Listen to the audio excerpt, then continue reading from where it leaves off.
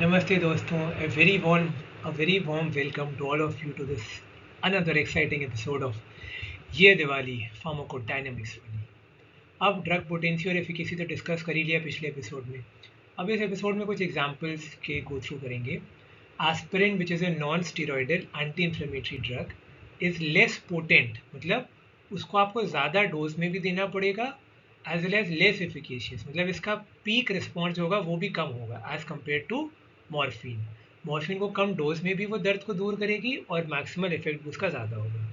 ऐसे एक opioid pethidine, वो भी लेस पोटेंट है, मतलब कि ज़्यादा डोज में आपको देना पड़ेगा बट दर्द दोनों बराबर दूर करेंगे। ज़्यादा डोज में दोगे तो मॉर्फिन जितना दर्द वो भी दूर करेगी। पेथिडीन है एक opioid analgesic.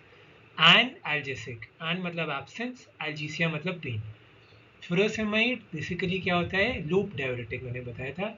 It is less potent, मतलब हाइयर डोज में देना पड़ेगा बट इसका मैक्सिमल रिस्पॉन्स जो होगा वो मेटोलाजोन से ज़्यादा होगा। देन डायजेपाम, वो again it is a sedative hypnotic, ज़्यादातर सेडेटिव की तरह यूज़ करते हैं, which calms the brain the mind. Potent ज़्यादा होता है, मतलब कि कम डोज में देना पड़ता है बट लेस एफिकेशियस, मतलब जो मैक्सिमल रिस्पॉन्स कामनेस का आता है वो कम आता है एज कम्पेयर टू पेंटोबार्बिटोन। पेंटोबार्बिटोन बार्बिटोरेट होता है, डायजेपाम इज अ बेंजोडाइजेपिन। ठीक है, अब हम देखते हैं स्लोप से कैसे हम इंडिकेट कर सकते हैं कौन सा ड्रग कैसा होगा। अगर स्लोप स्टीप है तो ज़रा सा भी इंक्रीज मार्केटली रिस्पॉन्स को इंक्रीज करता है। इसमें आपको ध्यान देना होगा बहुत ज़्यादा। अलग अलग पेशेंट्स में अलग अलग डोज बहुत ध्यान से एडजस्ट करनी होगी। फ्लैट स्लोप में की फ़र्क पैंदा है मैनू, मैं तो कोई भी डोज दे दूँ, क्योंकि अगर ज़रा भी बढ़ाएंगे ना कोई ज़्यादा फ़र्क पड़ने वाला नहीं है। तो इसको आप काफ़ी ज़्यादा पेशेंट्स में सेम डोज दे सकते हैं।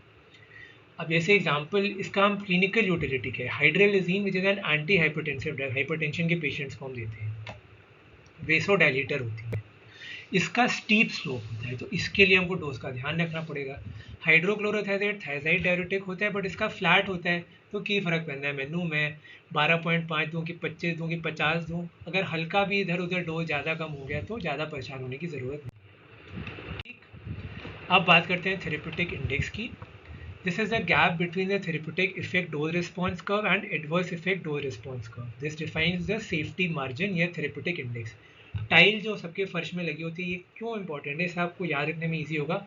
टाइल, TILE, TILE, एल पहले आता है, ई बाद में, तो एल ऊपर ई नीचे। LD50 और ED50। LD50 is a medium lethal dose, यानी कि द डोज at which 50%, अगर वो डोज दी गई तो 50% of subjects will be killed, that is a median lethal dose. And ED, median effective dose, the dose that is effective in 50% of individuals. The dose that kills 50% of individuals is median lethal dose, and the dose which is effective in 50% of individuals is median effective dose. फिर therapeutic window, this is bound by the dose which produces minimal therapeutic effect and the dose which produces maximal acceptable adverse effect. इसको हम therapeutic range भी कहते हैं। इन दोनों के difference को एक डायग्राम में समझेंगे, क्लैरिटी ज़्यादा अच्छे से हो जाएगी। थेरेप्यूटिक इंडेक्स आप देख सकते हो, difference between TD50 that is LD50 and ED50 that is effective dose. Effective in 50%, toxic to और किल्स 50%, ये थेरेप्यूटिक इंडेक्स हो गया। एफिकेसी, मैक्सिमल रिस्पॉन्स और ये toxicity. Therapeutic range is the difference between maximal acceptable adverse effect and minimal therapeutic effect, मतलब minimal dose इस पर therapeutic effect produce होगा, उससे कम के डोज हो गए तो कोई फर्क पड़ना ही नहीं बंदे को या बंदी को, किसी को भी। ठीक, अब हम बात करेंगे कंबाइंड इफेक्ट ऑफ ड्रग्स की। इसमें summation, additive effect and synergism, तीन को डिस्कस करूंगा अभी। Antagonism will be discussed in the next episode, क्योंकि वो थोड़ा सा और ज़्यादा एलाबोरेट है। समीशन में two drugs elicit the same response but different mechanism. Example, Aamir Khan. Aamir Khan क्या है, हर अलग पिक्चर करता है, कभी तारे ज़मीन पर, तो आमिर खान कभी कोई फिल्म बनाते हैं जैसे कि लाल सिंह चड्ढा जो अभी रिसेंटली रिलीज़ हुई है, मतलब ये बेसिकली डैबल्स इन डिफरेंट जॉनर, या फिर 3 इडियट्स हो गई या दिल चाहता है हो गई। एडिटिव एग्जाम्पल, शाहरुख खान जैसे दिलवाले दुल्हनिया ले जाएंगे ले लो, दिलवाले ले लो, वो जनरली रोमांटिक फिल्म में काम करते हैं, इसमें ऐसे हाथ मिलाने होते हैं सरसों के खेत में जा करके, तो वो एडिटिव हो गया। The combined effect of the two drugs acting by the same mechanism.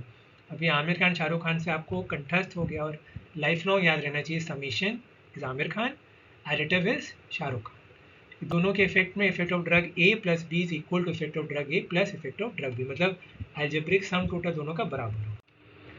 अब एग्जाम्पल समझते हैं ड्रग के, वो तो फिल्म एक्टर्स के लेवल पे समझा, अब ड्रग के लेवल पे एस्पिरिन क्या होता है? Non steroidal anti inflammatory drug. So basically it inhibits the synthesis of prostaglandin. Prostaglandins are the mediators of pain.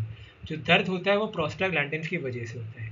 नाम क्यों है प्रोस्टाग्लैंडिन? क्योंकि इनको प्रोस्टेट ग्लैंड से आइसोलेट किया गया था, तो इनका नाम है प्रोस्टाग्लैंडिन।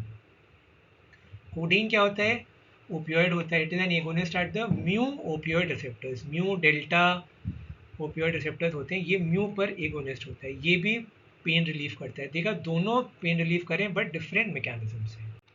एडिटिव में आइबुप्रोफेन भी non steroidal anti inflammatory drug, paracetamol भी non steroidal anti inflammatory drug. दोनों प्रोस्टाग्लैंडिन सिंथेसिस का इनहिबिशन करेंगे और दोनों प्रोड्यूस करेंगे पेन रिलीफ।